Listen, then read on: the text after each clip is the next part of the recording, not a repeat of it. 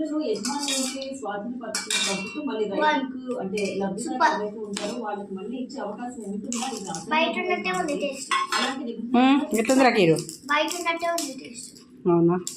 అయితే ఇలాంటి పరిస్థితి ఉండదు అనే విధంగా రెవెన్యూ అధికారులు చెప్తున్నారు. ఎందుకంటే ఒక్కసారి ప్రభుత్వ భూమిని అనేది వ్యవసాయం చేసుకోవడానికి కానీ లేకపోతే ఏదైనా ఉపయోగకరమైనటువంటి అంశం కోసం ఇచ్చినటువంటి నేపథ్యంలో దాన్ని అన్ని ప్రాంతాల్లో పెట్టిరు నాకు కూడా తింటా.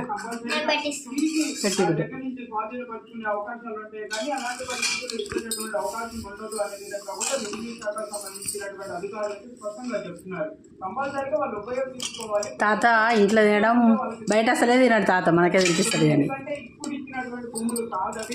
థ్యాంక్ యూ కీరు. పట్టుకో, ప్లేట్ పట్టుకో.